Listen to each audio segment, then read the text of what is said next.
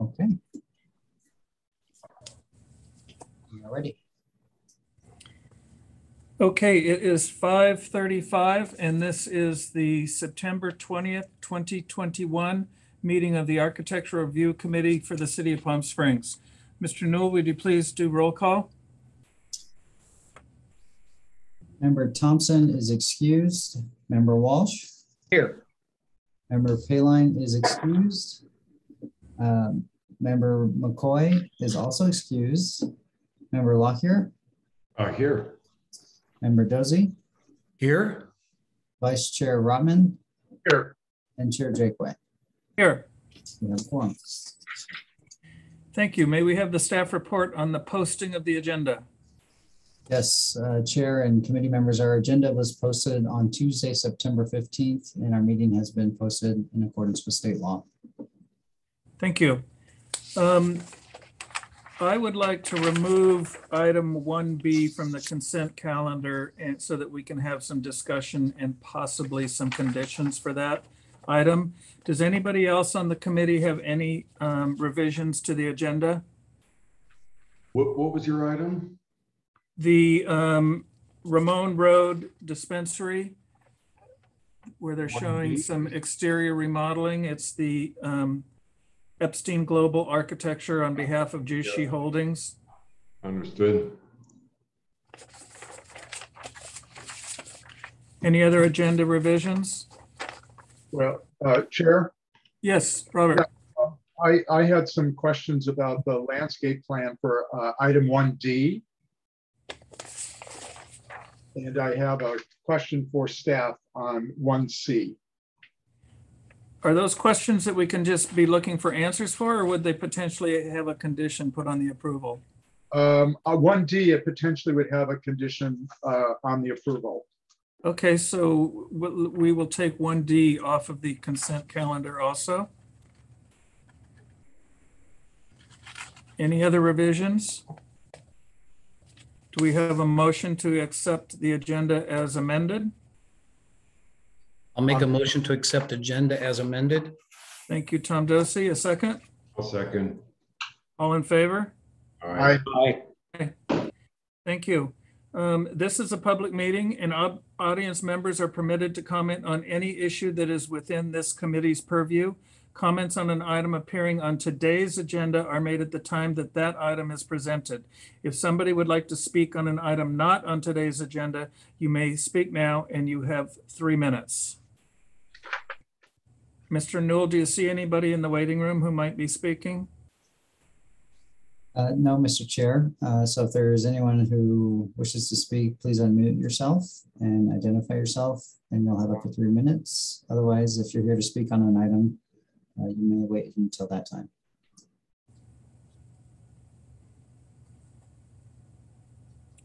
Well, let's move ahead, and if we hear from somebody, we'll give them the opportunity still to speak. We're going to proceed to the minutes of the last meeting, which is the meeting of August 30th, 2021. Does anybody on the committee have any revisions to the minutes of that meeting?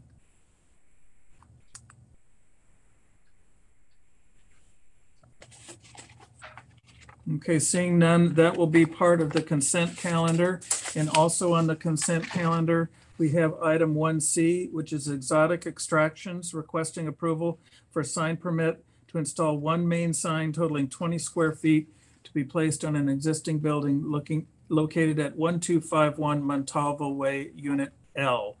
The other two items, 1B and 1D, will be taken off the consent agenda. Do we have a motion to approve the consent agenda? Chair, I'd like to ask staff a question on item 1C. Okay. And in the last page of the staff report, it shows a detailed description of the signage, and they present 3 options. And I wanted to clarify for the approval which option is being presented.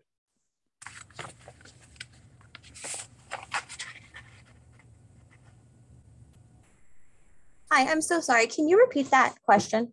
Yeah, on the last page of the staff report, there's a sheet that outlines 3 options for the signage. There's option 1, 2, and 3. And I wanted to clarify which option they're going to go forward with. I don't see that page. I Oh, don't I see see that. what you're saying. You're talking about the on the sign plan itself, correct? That's right.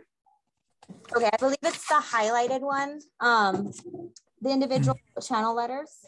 Okay. Peg 3 inches off the wall. Now the option 3. Okay. Great. Thank you for clarifying that. You're welcome. So do we have a motion to accept the consent agenda? I so moved. Is there a second? Second.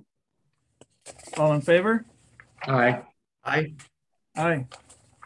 Okay, we will move on to item 1B. Epstein Global Architecture on behalf of Jushi PS Holdings LLC owner requesting a minor architectural application for tenant improvements and exterior painting of an existing cannabis dispensary located at 4765 East Ramon Road. Do we have a staff report?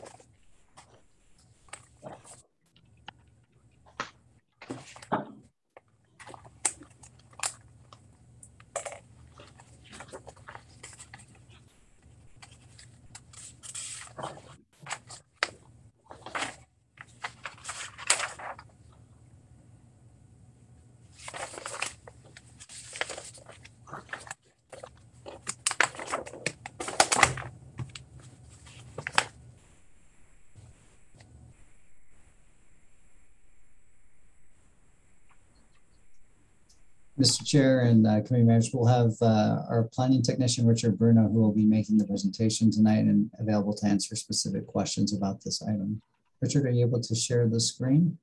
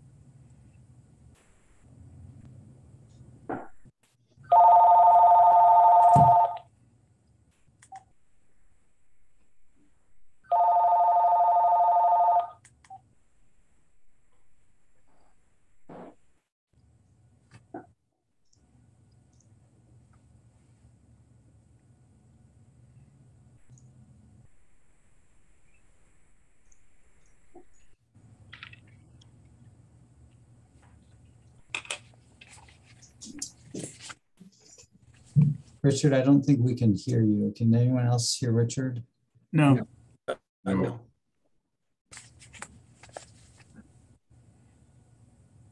I can see his lips moving.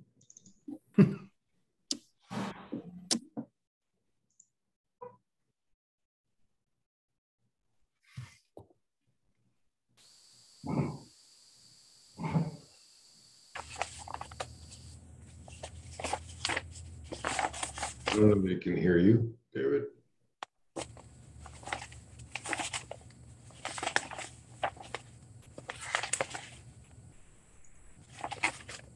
Can you hear me now?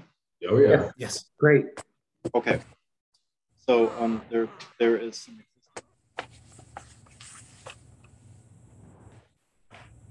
Now you've dropped off.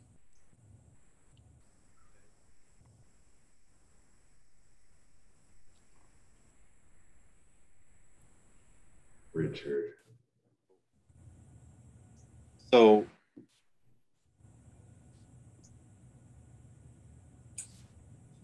Lips moving, no sound. Richard, we still can't hear you. Richard, we're gonna start heckling you here in a minute. It looks as though his mic is muted.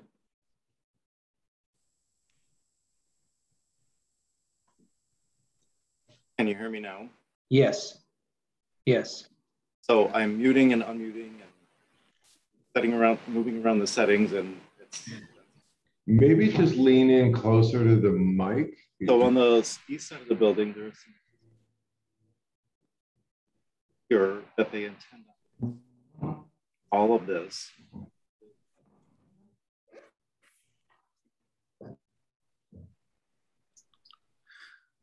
Richard, we're still losing Material. Um, sound.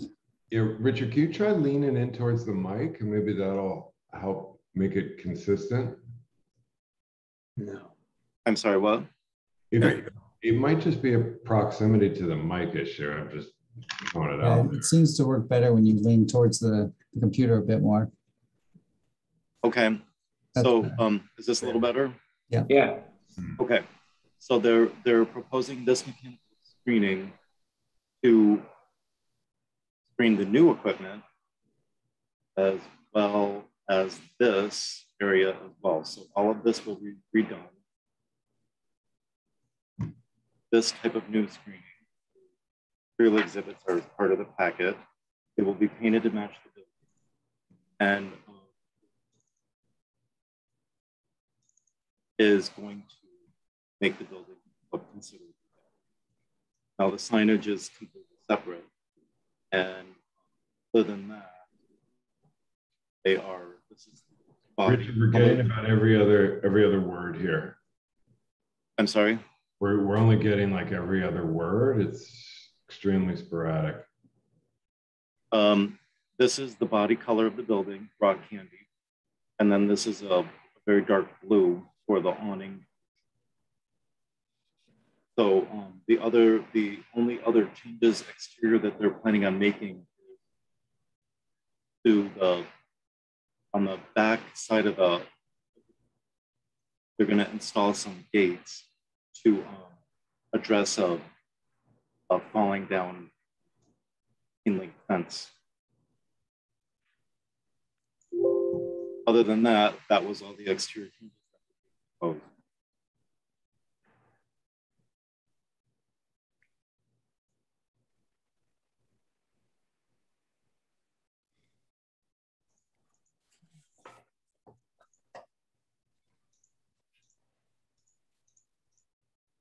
Were there any other questions? We didn't hear anything. Yeah. Yeah, I think generally Richard was just saying that primarily the changes proposed involve the revision to the awning that you see here at the front, repainting the building, including the body and the trim. So what you see on the left is existing. What they're proposing is on the right side of the screen. They're also proposed, so those are the proposed colors. The body color is the gray, the polo blue is the trim and the awning color. Going back, if you look at the roof changes, they're replacing the existing screening there on the east side of the building and installing the new screening. And then that will also be installed on the west side of the building, as you see on the image on the right. And that's really the extent of the changes for the project. There's a minor replacement of a fence towards the south end of the building, which you can't really see here, but it's at the back of the building. And they're replacing that chain link fence with a gate. Is that that's along the cross street, Richard? The fence is on the south side of the property, so it's towards the back, the rear. But this is the street intersection view. Mm-hmm. Got it. My question for staff is, have they submitted any landscape plans or lighting plans? That was going to be my question too. Tom's too. Yeah, no, we don't have any plans that I'm aware of, chair and committee, but the applicant might have additional information on what they intend to do. with the exterior. I would say that This is Andrew Poppy. Excuse me, I'm sorry. This is Andrew Poppy from Epstein. I'm the architect on this. We're doing actually the interior, but the scope of the exterior is really just paint and the new gate in the back. We will be also replacing the storefront up front on the Ramon side that will match basically the opening that it currently is in. There is no landscaping that we have proposed, and there's no lighting changes that we are proposing at this time. So this question, Tom, you want to keep going with your question? Or No, go ahead, Sean. Yeah. So my question is to staff, though, not necessarily the applicant yet, because I think you'll get your turn. But my question to staff is, why the heck not? Are we not improving the landscape of this building?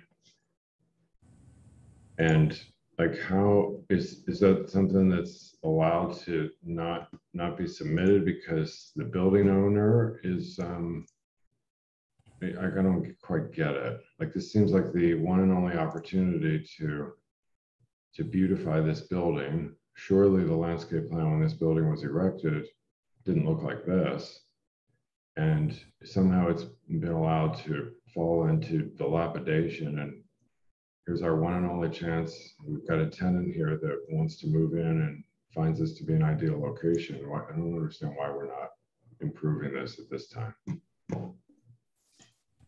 Certainly. And I agree with you, Sean. That's the building you see right when you come out, you know, of the airport. It's such a prominent location.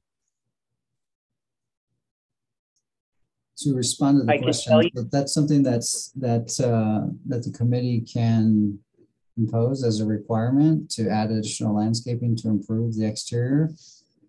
And if that is something that the committee would like to do, I think that's appropriate to recommend.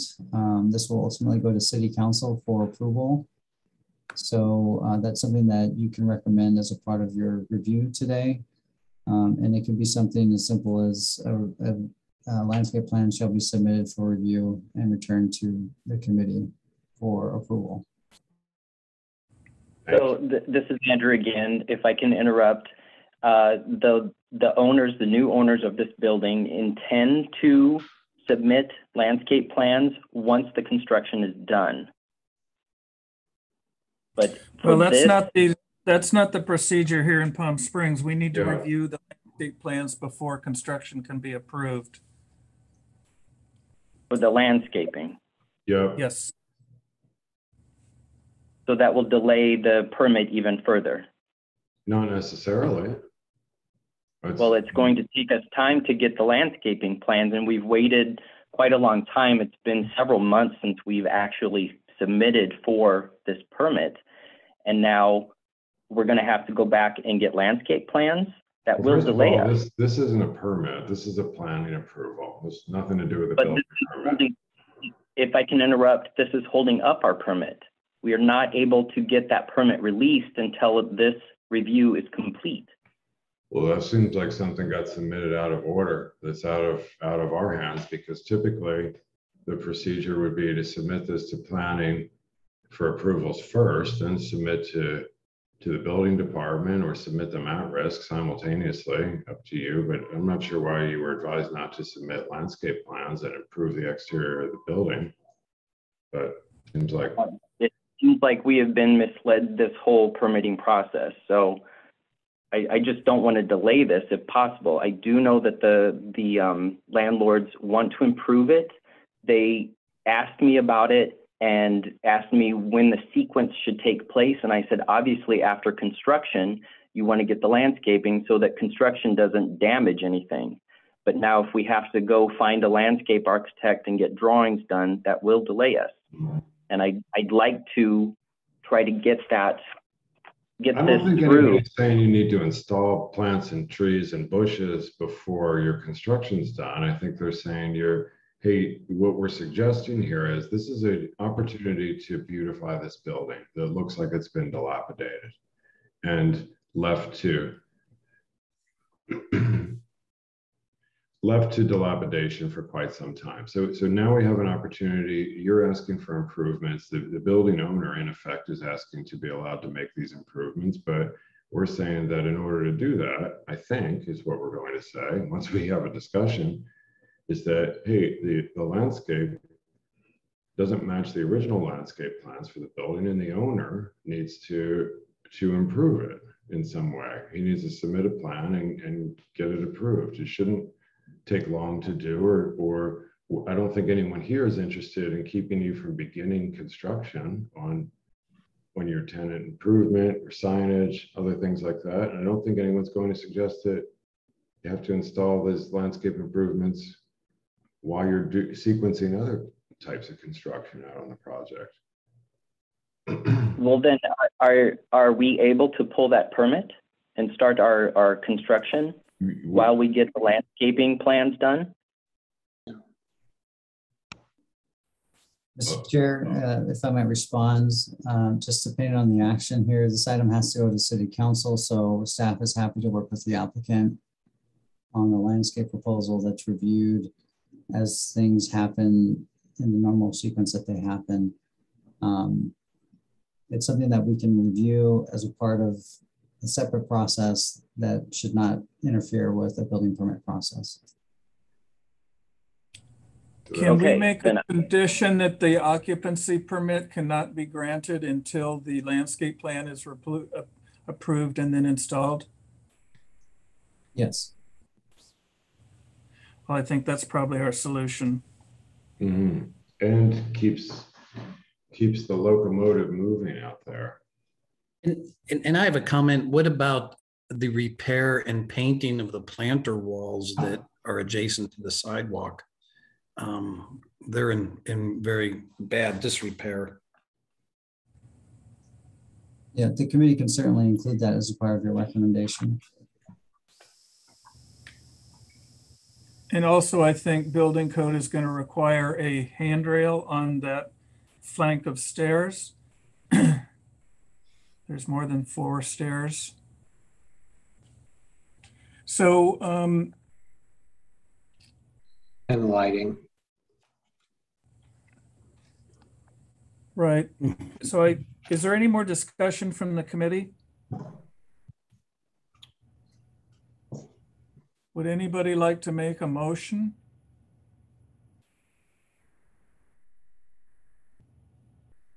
Well, let me, go ahead, Sean. No, you go, Tom.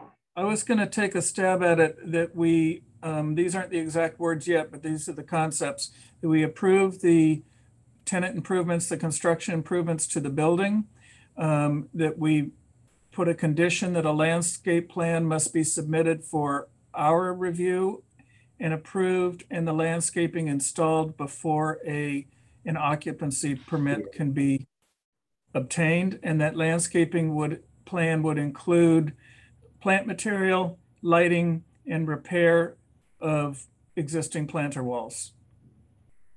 Planter walls and hardscape as required. Yes, and hardscape.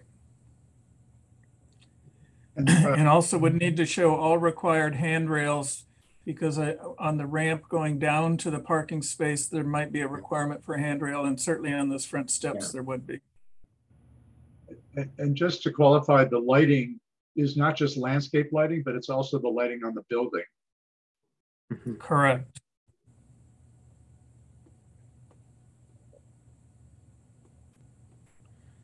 Yes, because sometimes for security, these particular types of facilities like to have a lot of lighting. Yeah, it looks like some large wall packs are on there now. Yep. So I would make that as a motion. Do we have a second? I'll second. John, all in favor? Aye. Aye. Aye. Any opposed? Okay, thank you. Now we are going to move on to item number 1D. Valley Vista LLC owner requesting a major architectural application to construct a new 2,728 square foot single-family residence located at 2200 North Sunrise Way. Could we have a staff report, please?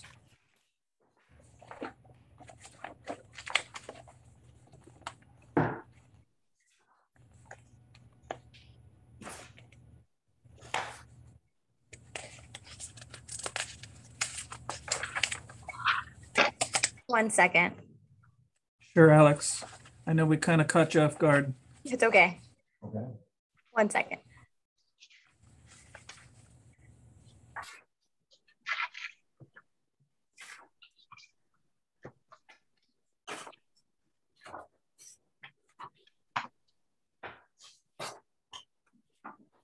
Give me 1 second.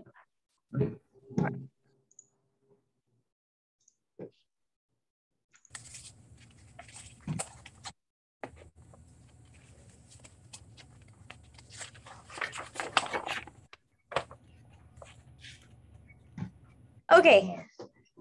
1 second to set up.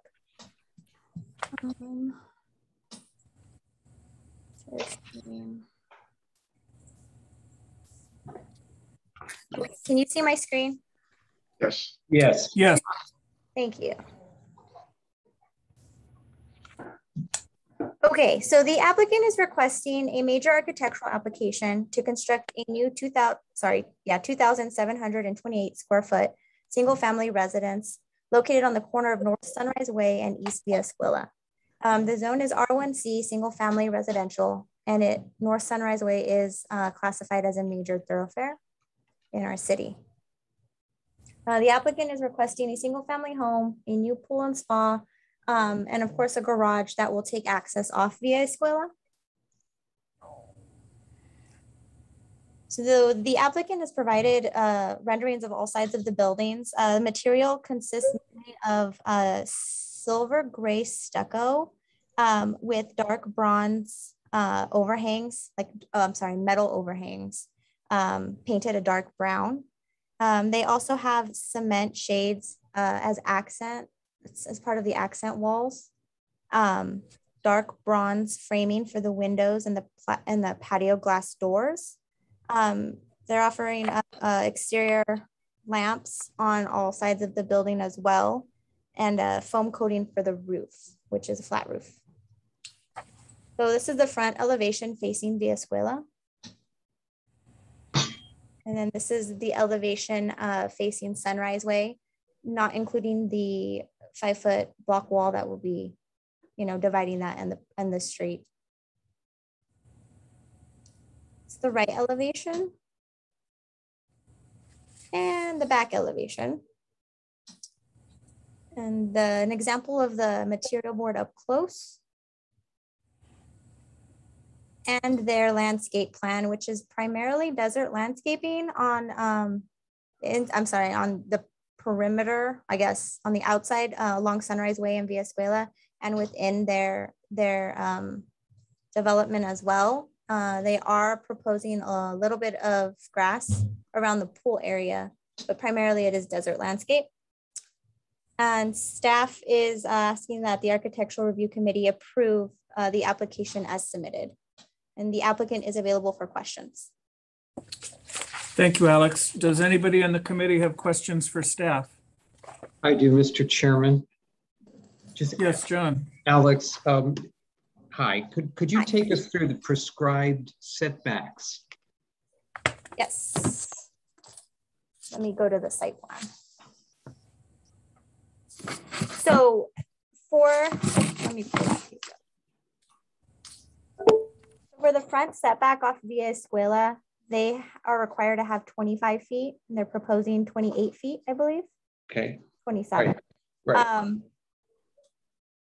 The street side, which is on North Sunrise Way, is a 50-foot required setback, and they are meeting that requirement. They're providing 50 feet as well. Okay. The main building. The side interior is 10 feet, which they are providing, and then the rear is 15 feet, which they are providing. Okay. Okay. Thank you. Mm-hmm. Any other questions of staff? I have And who is that? me, Robert. There you go, Robert. Yes. So along a major thoroughfare, are there specific landscape design guidelines that need to be met?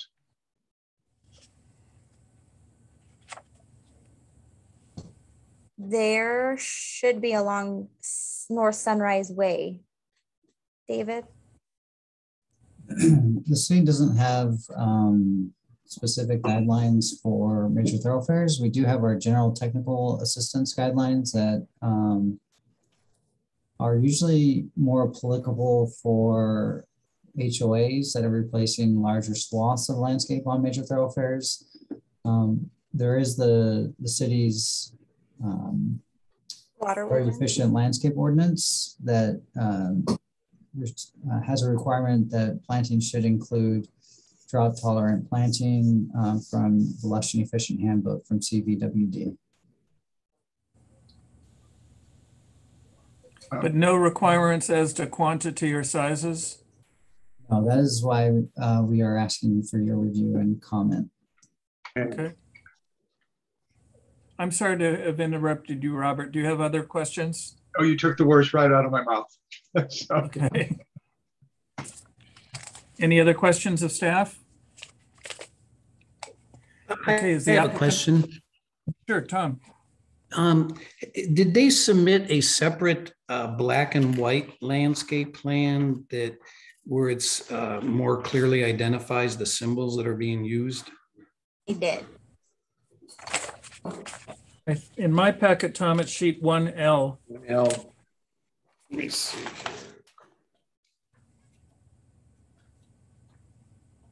Which is near the front of the packet. Hmm. Okay, thank you.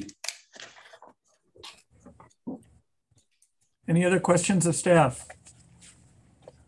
Okay, is the applicant present? If so, identify yourself. You'll have 10 minutes to present your project. Please give us your name.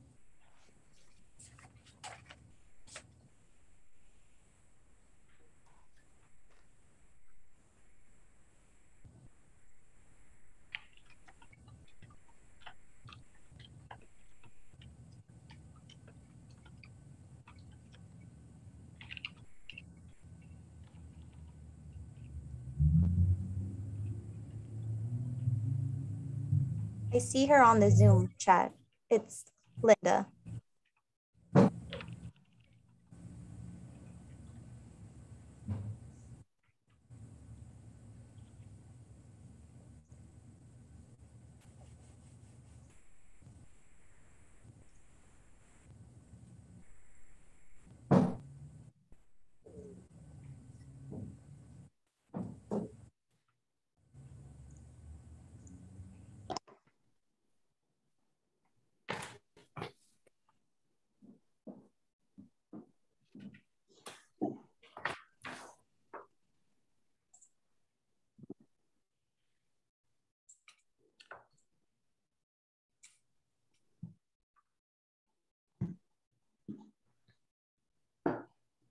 Who are we waiting for? Alex, is there an applicant? Yeah, she's there. She just took her microphone off mute, but I don't know if she's talking or not. Her name's Linda Oon.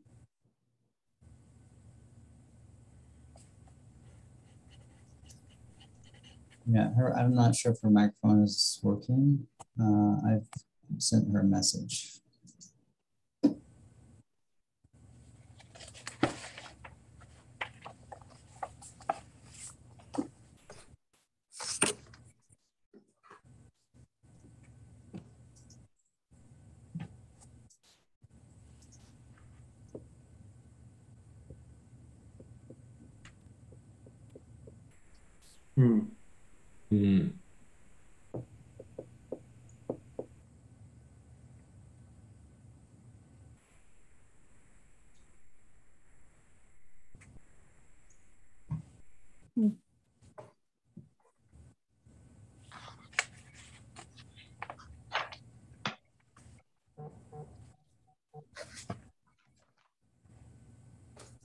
Well, it doesn't appear that the microphone's working. Yeah.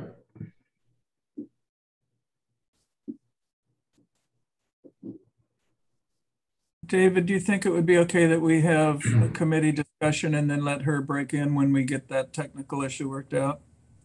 Yeah.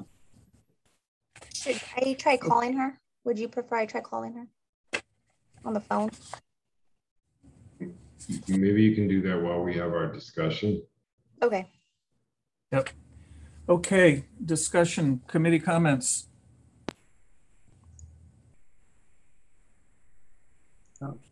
Well, my comment is, I think the house is great. It's behind a wall. It's on a busy street. So I think we really, in my opinion, want to concentrate our discussion on the landscaping along Sunrise Way. And let's kind of concentrate on that unless anybody on the committee has any problems with the materials or other things with the project.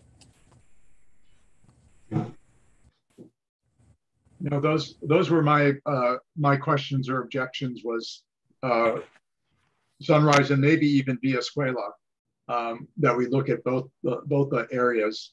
And my comment is the quantity of planting, the size of the plant material, and even the layout. The layout seems very kind of regular to me, and I think it would be benefit the project and the streetscape to have more clustering and just a more creative layout of the plants.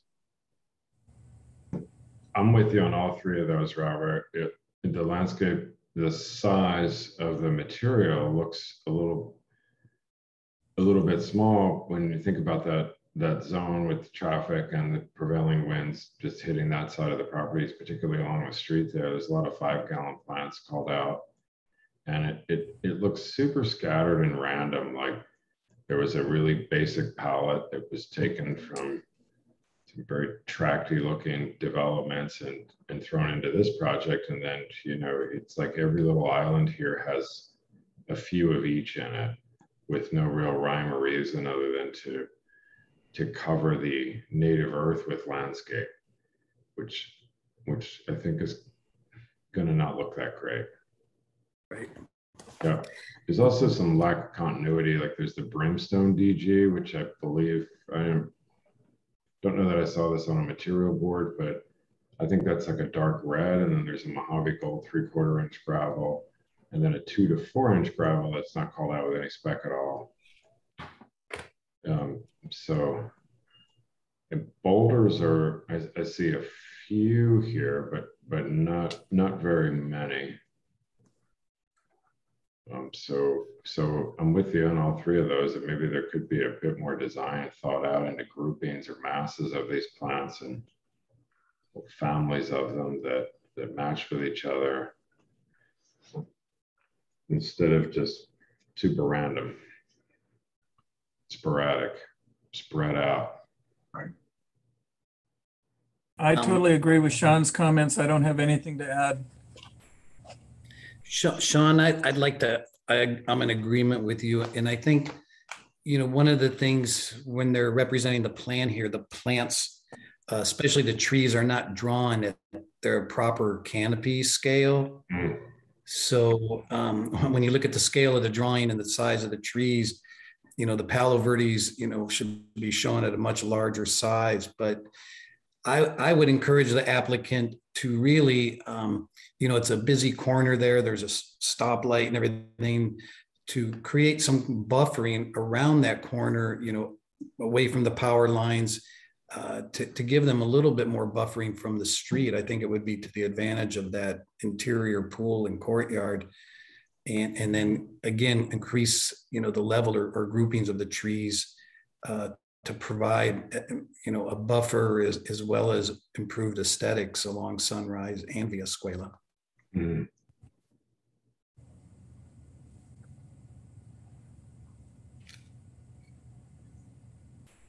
Do we have a motion? Well, can we move without getting the applicant to respond, or? So I have the applicant on the phone right now. She is unable to access her microphone, but if you wanted to direct them to me, I could direct them to her, unless you have another. Has she been able to hear our comments so far? Yeah.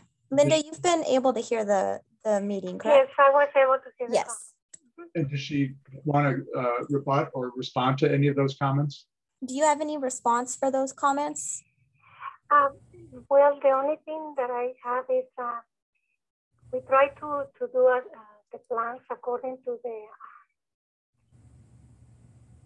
the Coachella Valley District ordinance.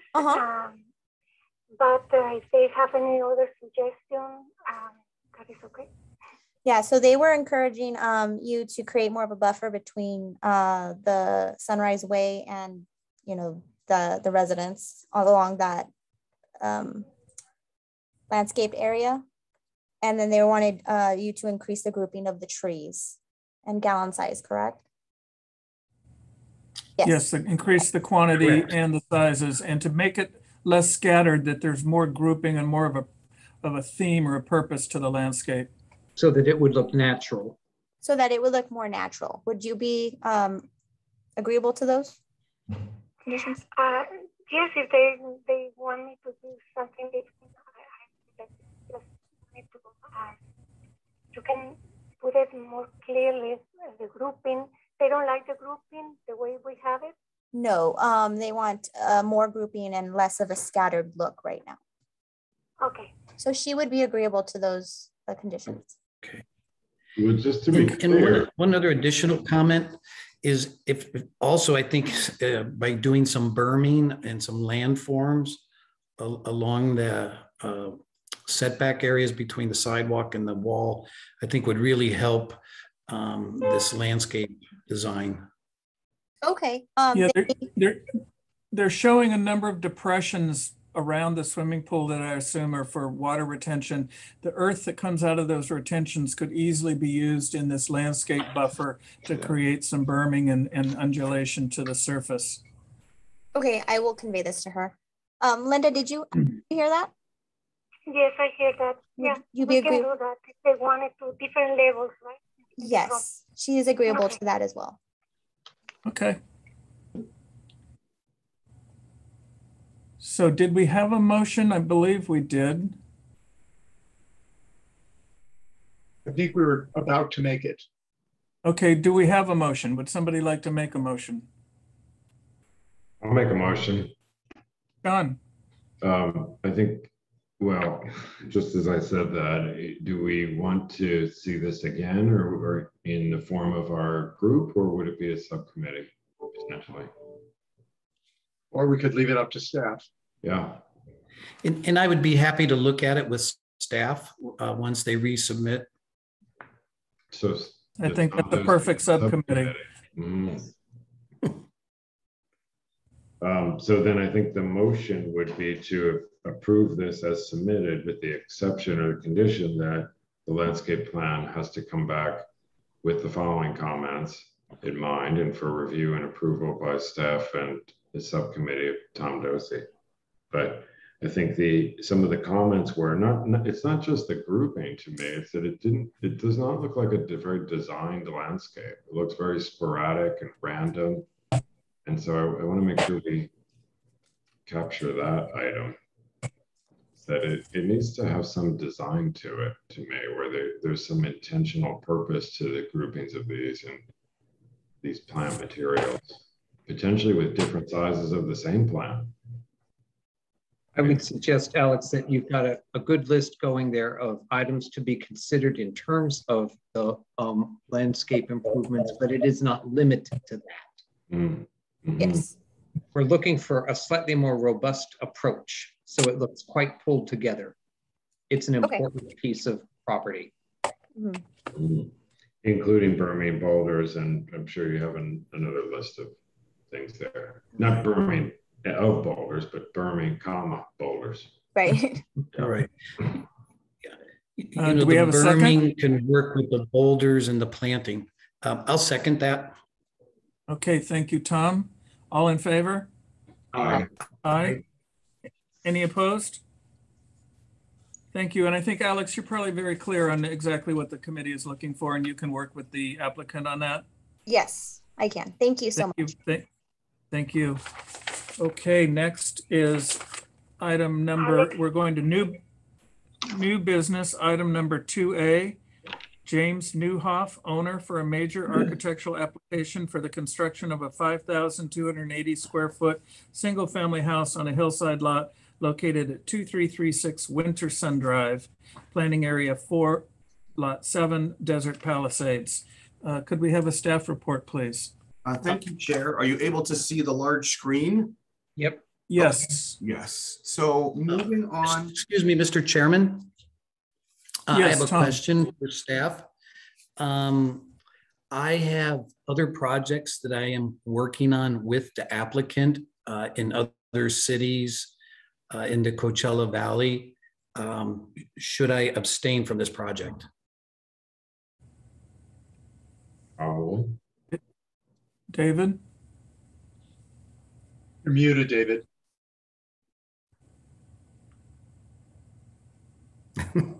David, your mic is off. So Tom, you don't have a personal relationship with this lot itself, but just with the architect. Not with the architect, but the owner, the developer. Have you voted on Desert Palisades projects in the past? I think you have, haven't you? Yes. Yes. Right. So I wouldn't see why this would be any different than your previous participation in agenda discussion items for Desert Palisades. Okay. Glenn, I don't Great, think thank the you. potential conflict is with the developer of Desert Palisades. It's with the individual builder of this home that Tom is working with him on other projects. I see. Right, Mr. Newhoff. I see. Okay. Mhm. We have I would think that we probably should ask you to recuse yourself. We still have a Yes. quorum with you not being part of this, but I think just to keep everything as above board as possible, that that would make sense. Okay. Therefore, I will recuse myself from agenda item number 2A. Thank you. Thank you. Got So now maybe, any other comments? Let's move ahead to staff report.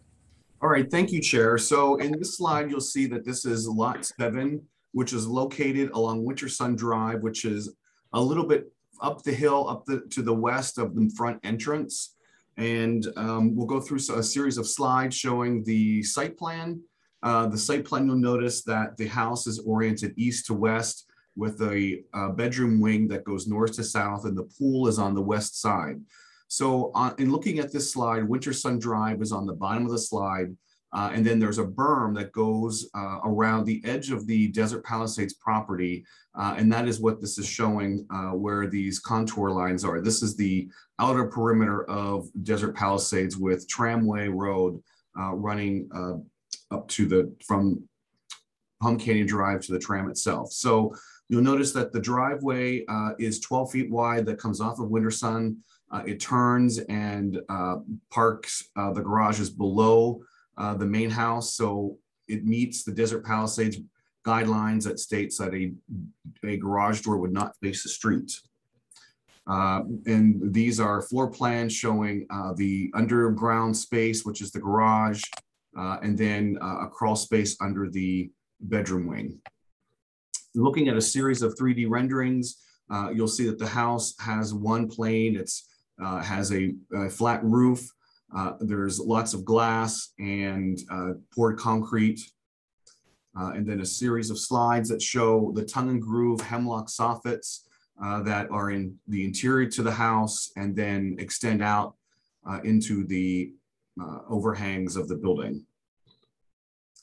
Once again, this is looking west towards the mountain, and you'll see that the garage faces not the street, but towards the motor court. And the pool is towards the west, providing privacy and screening from the wind. So the building elevation, the total size of the house is 5,280 square feet. The height of the building is 17 feet 11 inches from the natural grade, and then from finished grade, it is 22 feet from where the the motor court is to the top corner of the building. Inside your packet, there are floor plans showing the garage, the mechanical rooms, the crawl space under the bedroom wing, and then once again, the bedrooms, the living room, the kitchen, dining room, and then the master bedroom. Roof line, obviously solar panels will be placed on the roof, and that's what these dashed lines show where the panels could possibly go. Materials include formed concrete, aluminum and steel doors, tongue and groove hemlock soffit, and then there's a membrane tan for the roof. Cross sections are also in your plan, your packet, showing how the building relates to the natural grade. And then you have a grading plan, and then we get to the landscape plan. So they're using a series of Palo Verdes and ironwood trees to provide some privacy from the lot that's coming in on lot 6. The architect will be submitting a plan for lot 6 very shortly. And then you'll see that there's some boulders and berming along the front to provide privacy to the house. Lighting is minimal lighting. These lights are mainly to light boulders or landscape features. So staff has evaluated the house against the Desert Palisades guidelines and finds that the project is in conformance with all of those, and we recommend approval. And that concludes my report. Thank you, Glenn. And the applicant is on the Zoom call. Thank you. Committee, any questions of staff? I've got one. John. As I look at page 11, I believe, sheet 11. Yes, that's the It's a elevation. Yeah, that's right. It looks like there's there we are. Yeah, there's a dash line representing the height above natural grade that like if you look at what's called color elevation on the bottom, which I'm assuming that's the east elevation, and that's the garage we're looking at. On the left-hand side of that, which would be the south side, looks like that dash line comes over and kind of ducks down below that corner. So, but that dash line kind of disappears, fizzles out, can't see. And the very same thing happens on the south elevation above that on the same sheet. That dash line representing what appears to be the height. Line indicates 18 foot above original grade at south facing edge of roof at living wing. So I can't quite tell if that line's just fizzling out and there is a height violation or there's not, because it looks like the building projects out beyond that. But I can't quite tell from this drawing. And if so, let me go to another exhibit that is, we had the applicant provide, because height is always an issue. And this is sheet number 2, which talks about the heights of the building. Hold on. We'll get to that sheet. So you could see where the heights are, because we are looking at natural grade versus what the Desert Palisades allows us, 25 feet from the finished grade. I'm sorry, this is not zooming in any farther.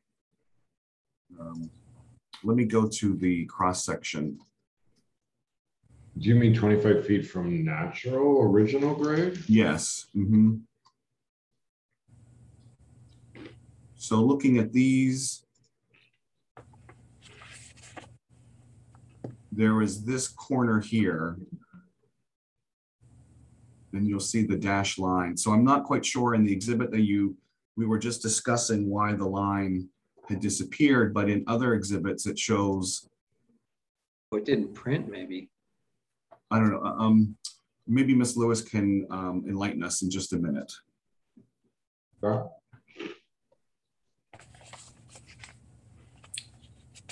Thank you, Glenn. Any other questions from the committee for staff? Okay, if the applicant is here, which I've been told you are, you have 10 minutes to make a presentation of your project. Please give us your name. Hi, my name is Jill Lewis. I'm the architect on this project. I can start by answering the question about how the height limit was indicated in the drawings. Because the project is a boomerang shape, in some of those elevation views, we show the dash line from original grade and 18 feet up in the air, only as it relates to that elevation of focus in each view. So sometimes you see the rest of the building far off into the background that has a different elevation line that would apply. So to avoid confusion, we only show that line at that front elevation in each view. And because that boomerang shape makes it understandably a bit confusing, I did the plan where I call out the height of the roof at every corner of the house along with the original grade. So hopefully that clarifies things. So we really, the closest we get to hitting that limit is that southeast corner where we're right up at 1711. So that's indicated on sheet 2 in that small drawing. So to describe the project a bit, when I began this project, along with my client, Jameson, we identified a few major goals for this, which is we wanted a house that would relate to the original terrain. We wanted to maintain privacy for the occupants of the house as well as the neighboring properties. We wanted to reduce the apparent mass of the house. And finally, we thought, let's see if we can do a house that has a few level changes as possible so that the inhabitants could live in the house as long as possible and avoid stairs. When we visited the site, the slope of the site seemed to offer an opportunity to address all of these goals by creating one main living level with a garage and the service spaces underneath. This approach of tucking the garage and the entry and the gym and the mechanical spaces underneath the main living level, excuse me, did achieve that first goal, which is to reduce the apparent mass of the house. And elevating the main living space above the street a bit does allow for greater privacy, better views down the valley. And it also allowed that main living level to then be on grade with the north and west side of the house so that you could go, maintain an indoor-outdoor relationship that would be good for the occupants. So with the primary living spaces organized on one level, we broke that level into 2 wings that are connected by a glass bridge, and dividing the mass and program into a public wing and a private wing, so to speak. And with the outdoor living spaces then located behind the house, cradled in that elbow of the 2 wings, gatherings out of that pool located behind the house would be out of sight from neighboring properties and enjoy an unimpeded view of the mountains above and to the west. The formal living spaces then face the valley view to the south and the east. And the terrace space that we have extending out from that main living level also soften that transition from indoor to outdoor and reduce the visibility, I think, from the street into those living spaces. The garage, mechanical room, gym, and entry are tucked under that main volume, as I mentioned, and the intention there was to really conceal that garage and to aggregate all of those spaces into a base that could feel like an extension of the rugged site.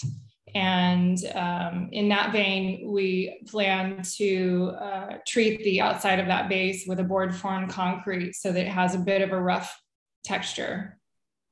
And we also extended that sidewall of the garage as far as possible to not only give us a little structural help with our pretty broad cantilevers, but also to further conceal that garage door. The main floor is to be rendered in metal.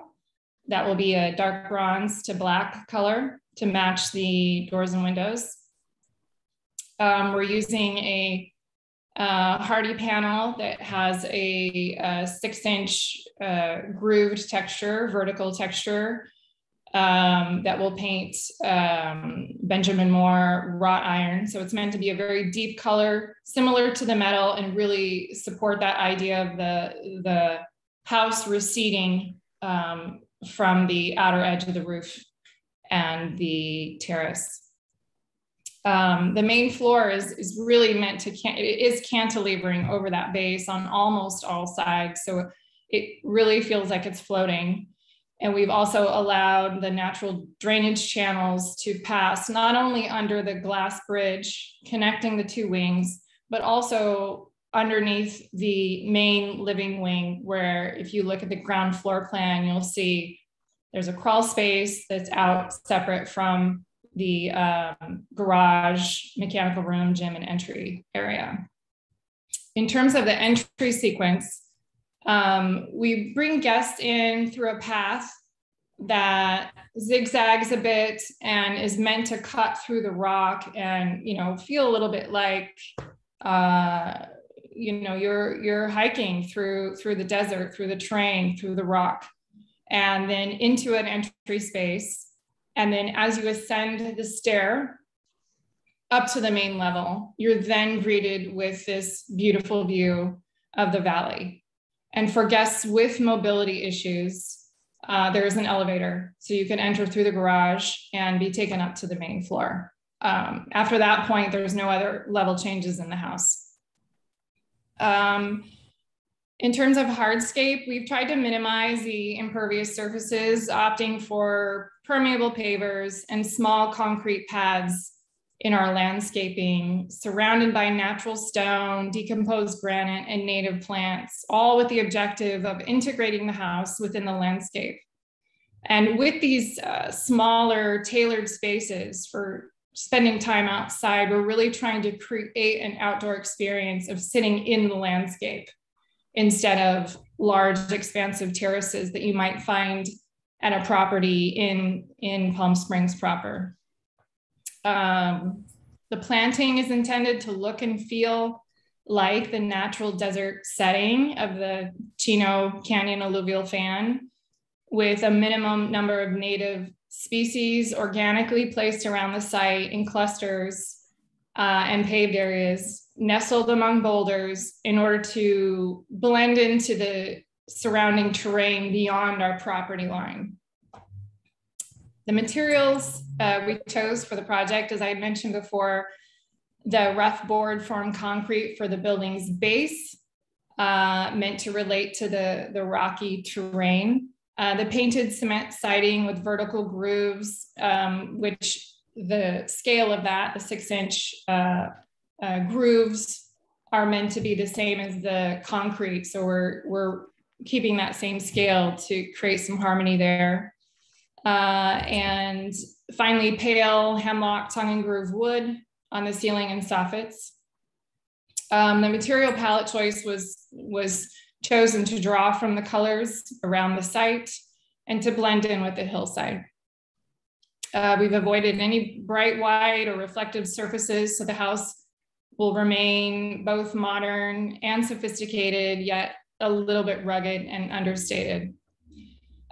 We believe the design is consistent with the character of Palm Springs and will be a positive addition to the already high standards existing in the Desert Palisades development. Thank you, Jill.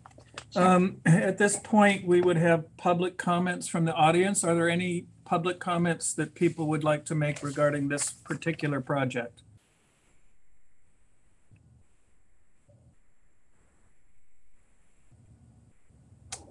It appears like we don't have any. Let's go ahead with committee questions for the applicant. And if a person does identify themselves who would like to speak, we will let that happen later on. So now, questions from the committee for the applicant.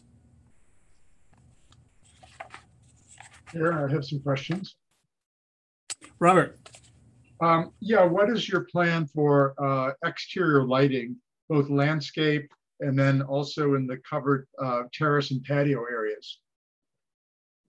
Question. The landscape architect provided a lighting plan where she is using small spotlights that we plan to point only at rocks and some trees. So we're trying to keep the light level at a minimum. We're trying to keep the light level very low. I've spent many evenings watching the sun go down in Desert Palisades, and I think it's pretty critical that we keep light levels low out there for the enjoyment of everyone. So Jill, can you see this plan? Yes, I can. You can, okay. So maybe you can talk about the lighting plan here. Okay, I'll do my best. The lighting plan was created by the landscape architect. So you can see that she tried to place them always among boulders. The site has a lot of boulders, and they're fairly large, and we expect we may find a few more. It's a little bit of an interesting site in that it has been used as the staging area for the construction of the Cappy House. So the boulders are really stacked up on one side of the property. But we plan to keep all the boulders on site, reuse those, and provide some low lighting related to where we're placing those, and also around the drive. She has a few lights along the entry path in particular, where we have higher retaining walls, because there really is those walls are fairly high. So we want to make sure that's not dangerous and it's welcoming. And these light locations will want to be adjusting as we place the boulders, but the intention is, always in direct light, pointed at a rock or at a specimen tree or large plant. We don't want a lot of light pollution for the inhabitants of the house or neighbors.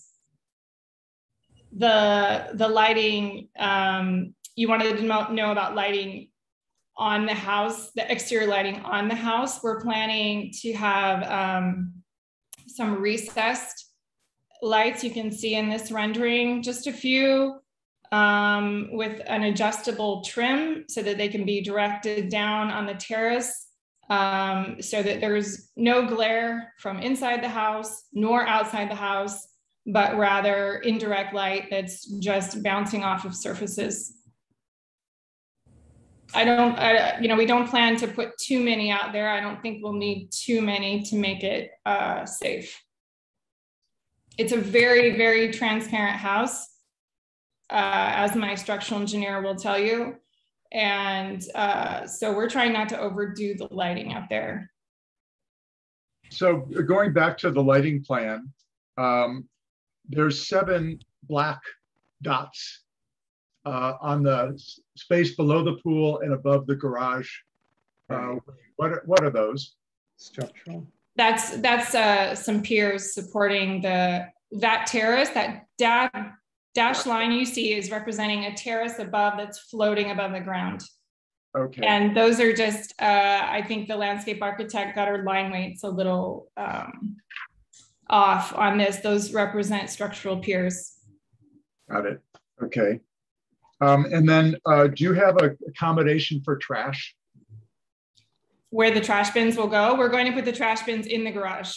In the garage, okay. They're shown on the plan, I did an updated, Glenn asked me to show the trash, so I did do an updated plan and show them in that lower right corner of the garage, inside the garage. Okay. Yeah. Okay, great, thank you. Sure. Other questions? Just, Mr. Chairman. John. Yeah, just a couple. Ms. Lewis, Glenn, could you go back to the vertical column supports beneath that terrace that you were just pointing out? I just wanted, making sure I understand the drawings correctly. Those would never be seen, would they? No, we are working really hard so that those are not seen, and you actually, from every angle. I mean, maybe if you were very close to the ground, you'd see it, but in general, it's going to look like that terrace is floating out there, just like you see it floating on the front, cantilevering out. The back of the house will be essentially the same, though obviously closer to grade. Okay. And then could we take a look at plan, Glenn, in the predominant bedroom wing, as I look down that hallway. Now that's glazing. There is no access out from that hallway, is there? Does that glazing open at all? I'm just curious. Okay. No, the grade drops off a bit there. Where the cursor is right now, that is the glass bridge. So if you looked at a site plan, you would see that we've graded things so that that bridge is really maybe 4 or 5 feet above grade, and it's dropping off as it approaches that bridge. So connecting the house directly to the rear landscape from that corridor didn't seem like a reasonable solution. So we do have a door from the principal suite. And then obviously a really large connection from the main living area. I get it. Yeah. Okay. Thank you.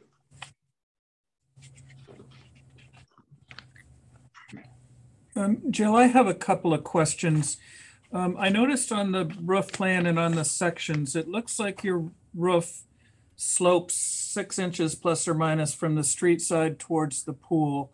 And then you show gutter along the edge with a rain chain. Did you consider sloping it the opposite way so that the water, instead of running towards the pool, would run toward away from the pool, that it will run towards the street or towards the driveway? We did, actually. I think I explored all kinds of roof forms for the house and ultimately landed on this solution simply because having a beautiful gutter on the street side of the house seemed a little less desirable than having it at the back of the house. And also having that roof form very gently slope up towards the view just felt, it felt like the right gesture. Like we wanted to really be looking towards that view and opening up to that direction. And if, you know, we are using the structure of the house and that slope as our finished ceiling. We don't have a flat ceiling inside the house. And so you'll also see that gentle slope, and having it open up to the view just seemed logical. So the detail that you have at the window wall is that the ceilings are coming along and then they pop up about 6 inches, I think, to create the blind pockets for the motorized shades. When you're outside of the building, are you going to be seeing those shades, or is there a bit of a curb that drops down from the ceiling at the roof line to camouflage those shades? You won't see those. We've actually decided, because we have a slope ceiling, we don't have the depth to put a roller shade on the east and west end of the house. And so we've decided to do curtains. And so we're going to recess. We're still going to create a pocket, and we're going to recess a track into the finish of that pocket. So it'll be very clean. It's also, we're not furring that ceiling down so much that you'll be able to see up into there with the frame of the windows and doors. We think it'll be pretty clean. I don't think you'll see much. Okay. You definitely finally, won't see yeah. Okay. On the hallway that's leading from across the bridge to the bedrooms, I don't know if you considered, instead of looking down that hallway and seeing 4 doors along the hallway, if you were to recess those doors 2 or 3 feet in, so that instead of seeing doors, you're seeing 4 very strong independent wall panels that could have art on them. It might be an interesting improvement there. And then on the other side of that hallway, that glass is basically facing west, Yes. with 0 sun control, no overhang on the exterior. And now it's just going to be drapes that'll control the sun on the interior. It will be. Okay. Overall, I think it's beautiful. Thank you. Any other questions for the applicant? I have a really quick question, Tom. Sure. Yeah, I think that's Sean. Yeah, it is. So it is a great looking project. And Thank I you. wanted to ask you about the glass railings. So you have them called out as frameless. Is it detailed in a way where you'll definitely not need that top rail along the top? Because it looks really nice and clean without it. I'm sure We will maintain that. Right. We're going to use pins to secure the panels. So you'll see pins along the floor edge. And then we'll have a stabilizer clip in between each of the panels. So there'll be a small, there'll be a metal piece in between each of the panels in lieu of a top rail. Gotcha. We're going to have all of that powder coated in black so that the idea is that it's consistent with all the other metal and it's dark and will not really jump out and be shiny. Thank you. A final question I forgot to ask you. How do you intend to satisfy the pool fencing requirements? We have talked about a few different solutions for that and plan to, discuss it with our pool contractor and create a fence as needed that encloses the back portion of the house around this boomerang shape.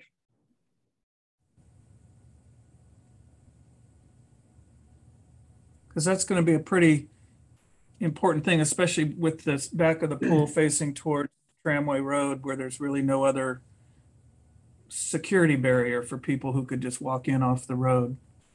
There's a pretty steep, it's a very interesting site in that we're really pushed up against the berm and we're close to that berm. It's a, when you're sitting even halfway up that berm, you can't quite see that tram trail. So there's a significant slope around there. So I think if we can erect some kind of a structure that we can integrate fairly well into the boulders. Thank you. Any other questions from the committee for the applicant? Jill, thank you. You've given us some great information and solved a lot of questions that we had. And your packet that you produced is very informative and accurate. I appreciate it very much. Thank you. You're welcome. Okay, committee comments?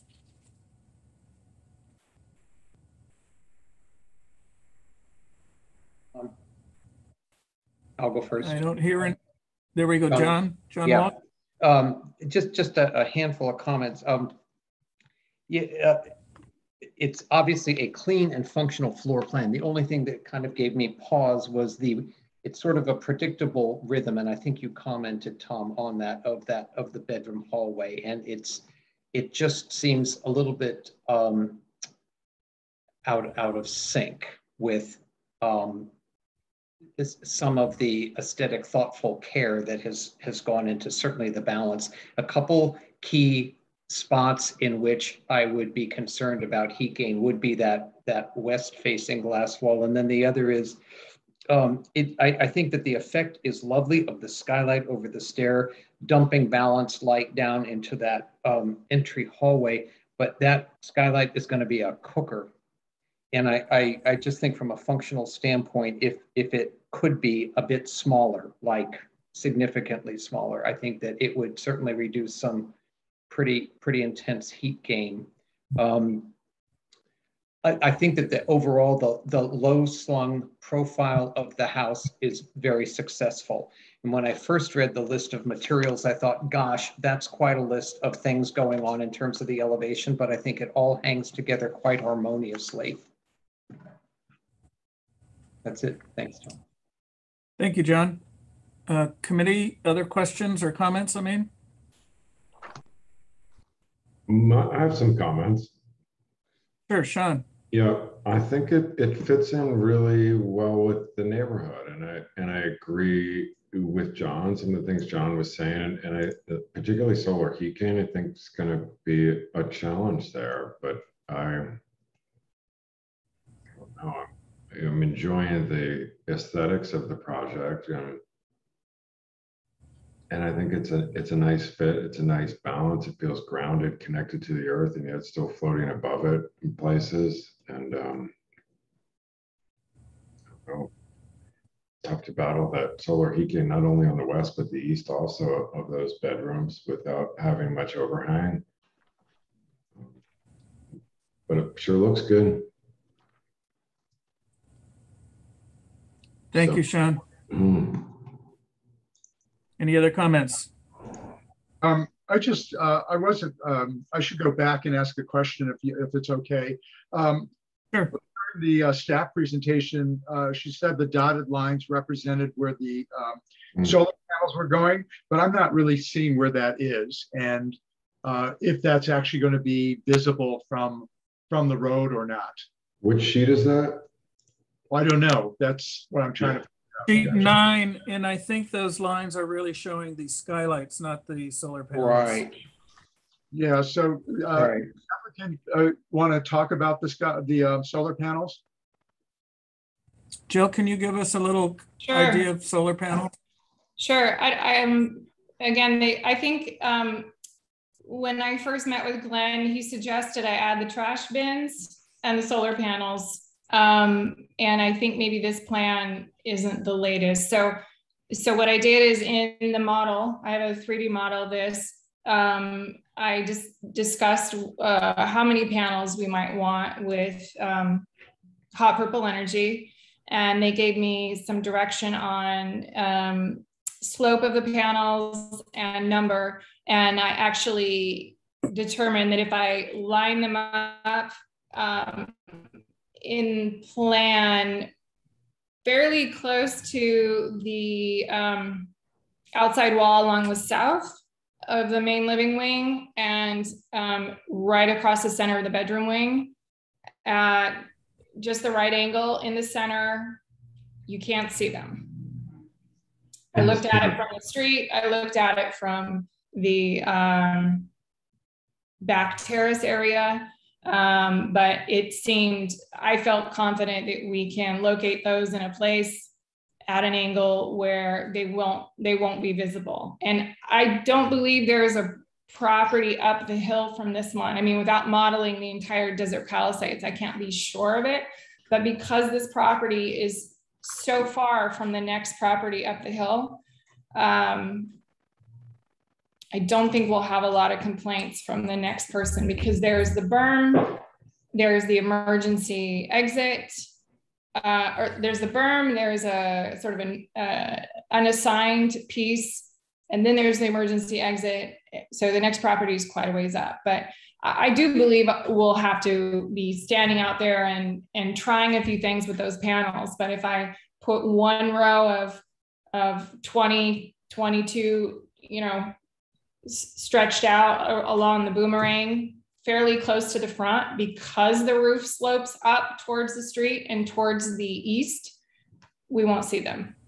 So just to clarify, I think you're saying that they won't break south further than the southern. It's like a middle. If I'm looking at your sheet A9, I've got two dashed lines running east-west that represent the wall below. Right.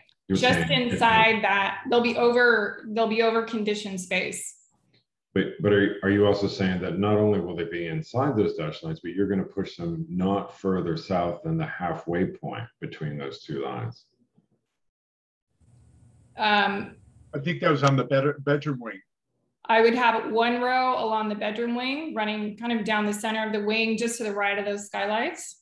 Yep, right there. Yeah. and then a second row running east-west across the living wing, closer to this south wall. Can you move them closer to the middle of the roof and not closer? We could. I was pushing them out there just because I was playing with the location in the model. You know, I set up viewpoints from a person standing in the back and a person standing at the street, and was sort of toggling back and forth to figure out what the sweet spot would be. Seems like further towards the center would be any, you know, less danger than pushing them further south towards the street. Yeah, I would agree, just because those panels have a tilt to them, and I assume they're tilting to the south. So Yeah.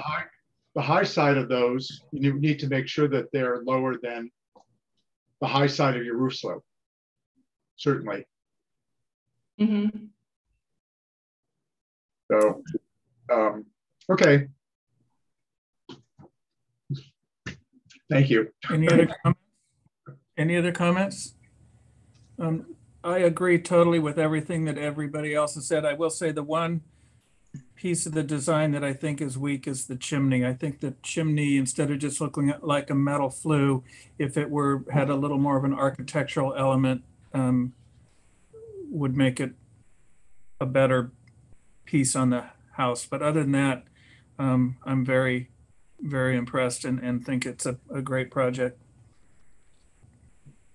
Do we have a motion? I'll move to approve. Second. All in favor? Can we add some of those comments, like moving that solar to the midline of that southern east-west? Certainly. Or just to say that it's not visible. Okay. That would cover it. Yeah. Not visible Okay. from the street? From someone standing on the street? Not visible. Well,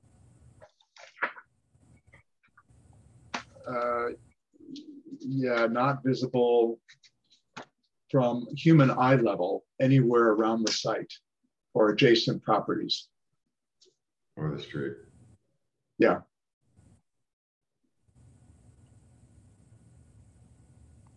Okay, that's on the amended motion. Who seconded the motion?